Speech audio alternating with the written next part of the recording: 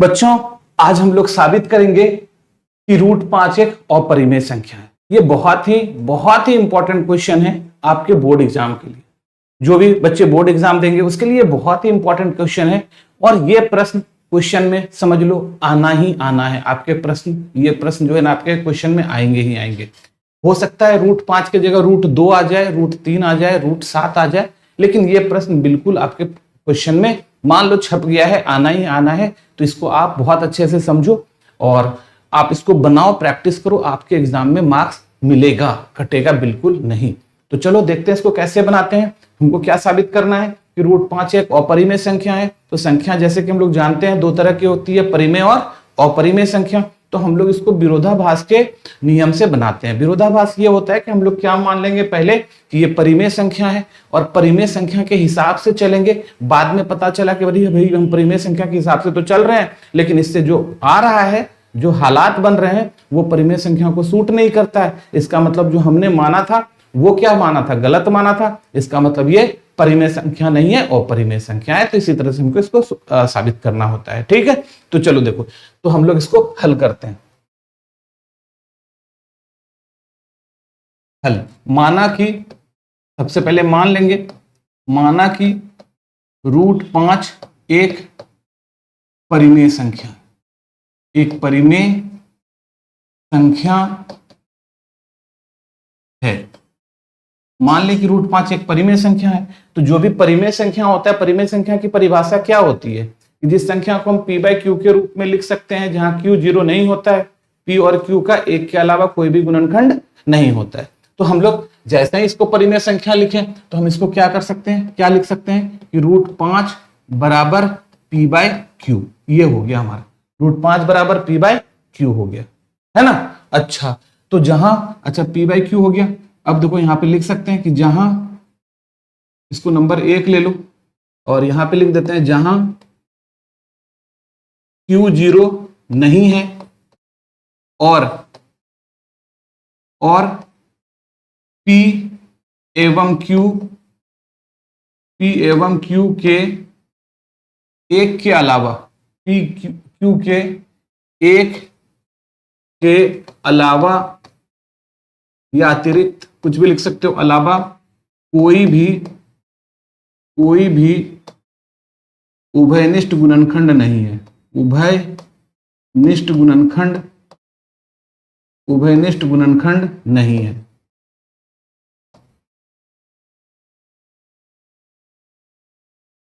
उभयनिष्ठ गुणनखंड नहीं है। ठीक है, उभयनिष्ठ गुणनखंड नहीं है। समझ में आया? ठीक है, हम लोग परिमेय संख्या मान लिए और क्या मान लिए कि जैसे ही परिमेय संख्या है तो q 0 नहीं होगा और p एवं q के एक के अलावा कोई भी उभयनिष्ठ गुणनखंड नहीं है। ठीक है बच्चों, अच्छा चलो, तो अभी यहां से हम लोग क्या कर सकते हैं, कोना को गुना करो तो q को √5 से गुना कर देंगे तो √5q हो जाएगा। √5q बराबर क्या हो जाएगा, p हो जाएगा। अब दोनों तरफ इसको वर्क कर लो। ठीक है, चाहो तो आप लिख भी सकते हो और नहीं तो ऐसे भी समझ में आ रहा है कि दोनों तरफ वर्क कर रहे हैं। √5 का स्क्वायर क्या हो गया, 5 हो गया, और q का स्क्वायर q हो गया, और p का हो गया p स्क्वायर।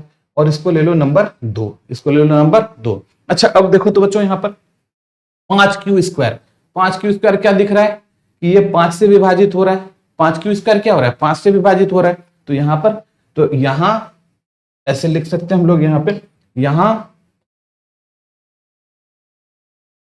5q स्क्वायर 5 से विभाजित है, 5 से विभाजित है, 5 से विभाजित है। ठीक है, अच्छा, जब 5q स्क्वायर 5 से विभाजित है तो 5q स्क्वायर किसके बराबर है, p स्क्वायर के बराबर है। तो अगर 5q स्क्वायर 5 से विभाजित है, अच्छा ये तो ऐसे ही पता चल रहा है 5q स्क्वायर 5 लगा हुआ है तो 5 से विभाजित होगा ही। अगर 5q स्क्वायर 5 से विभाजित है और 5q किसके बराबर है, p स्क्वायर के बराबर है, इसका मतलब क्या हो गया कि दिस इंप्लाइज p स्क्वायर 5 से विभाजित है, p स्क्वायर 5 से विभाजित है। ठीक है, p स्क्वायर 5 से विभाजित है, तो p स्क्वायर 5 से विभाजित हो गया।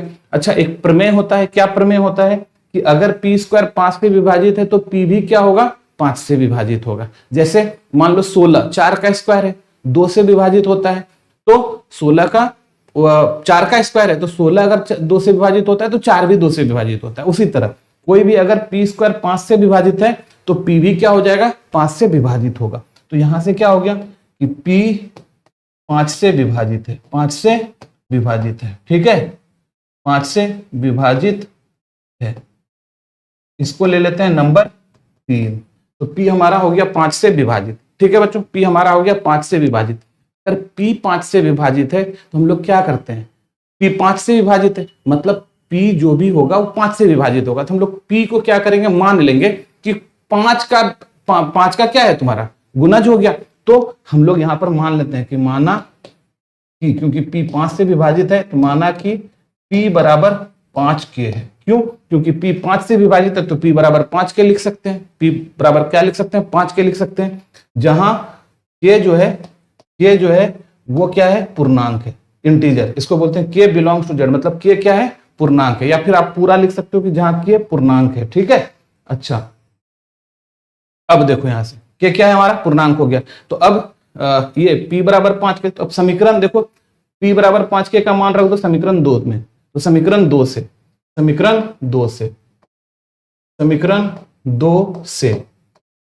क्या हो जाएगा, समीकरण 2 से, समीकरण 2 में क्या है 5q स्क्वायर, तो 5q स्क्वायर बराबर p स्क्वायर। तो p का मान 5 क्या है, p स्क्वायर 5, p का मान 5 क्या है तो p स्क्वायर क्या हो जाएगा 5k का स्क्वायर, तो 25 के स्क्वायर। तो यहां से कट के क्या हो गया 5 हो गया।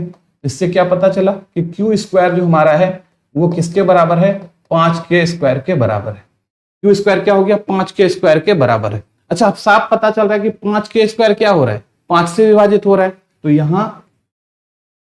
यहां 5k स्क्वायर 5 से विभाजित है, 5 से विभाजित, ठीक है, 5 से विभाजित है।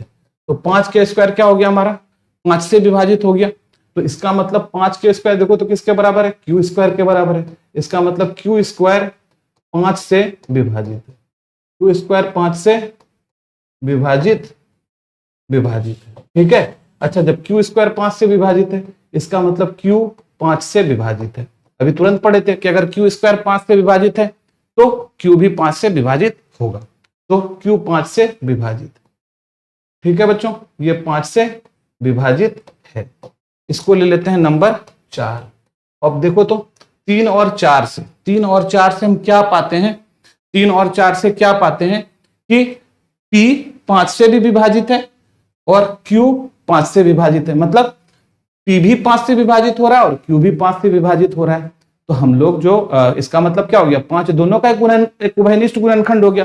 P का भी गुणनखंड हो गया 5, Q का भी गुणनखंड हो गया 5, क्योंकि P और Q दोनों 5 से विभाजित हो रहा है। तो समीकरण 3 और 4 से हम पाते हैं कि 5 P और Q का उभयनिष्ठ गुणनखंड है, उभयनिष्ठ गुणनखंड है, उभयनिष्ठ गुणनखंड है, ठीक है, उभयनिष्ठ गुणनखंड है। तो हम लोगों ने तो माना था ना कि भाई P और Q का कोई भी उभयनिष्ठ गुणनखंड एक के अलावा नहीं होगा। तो ये क्या हो गया, तो यह हमारी मान्यता, तो ये लिख लो, यह हमारी मान्यता कि P और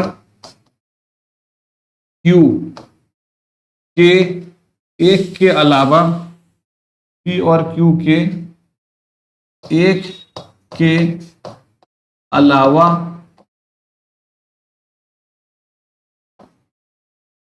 के अलावा कोई भी उभयनिष्ठ गुणनखंड नहीं है, उभयनिष्ठ गुणनखंड नहीं है को क्या करता है, विरोधाभासी है ना, कि विरोधाभासी है, गुणनखंड नहीं है, के विरोधाभासी है, विरोधाभासी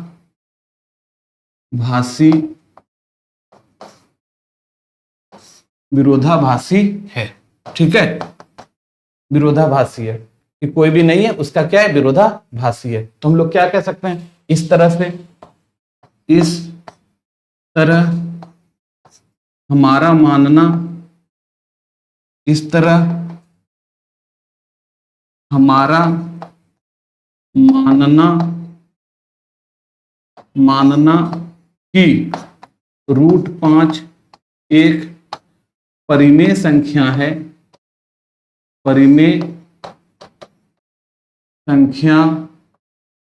है, असत्य है, असत्य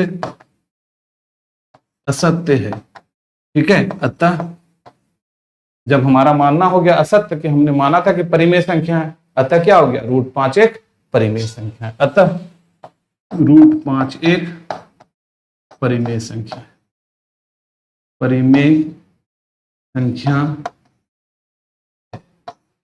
हो गया हमारा ये साबित। ठीक है बच्चों, तो ये था हमारा कि √5 एक अपरिमेय संख्या है, इसका पूरा का पूरा हल हो गया हमारा, हम लोगों ने साबित कर दिया कि √5 एक अपरिमेय संख्या है। ठीक है बच्चों, अच्छा अब देखो ध्यान से, इसी सेम ये हम लोग √5 बनाए, इसी तरह से आप क्या कर सकते हो, √2 बना सकते हो, इसी तरह से आप क्या कर सकते हो, √3 बना सकते हो, इसी तरह से आप क्या कर सकते हो, √7 बना सकते हो। तो ये आपका होमवर्क है ना, आप इसको जरूर बना लेना, क्योंकि ये प्रश्न आपके परीक्षा में आएगा ही आएगा। ठीक है बच्चों, उम्मीद करते हैं समझ गए होंगे आप लोग, और वीडियो को लाइक कर दें, और चैनल को सब्सक्राइब नहीं किए तो सब्सक्राइब कर लें।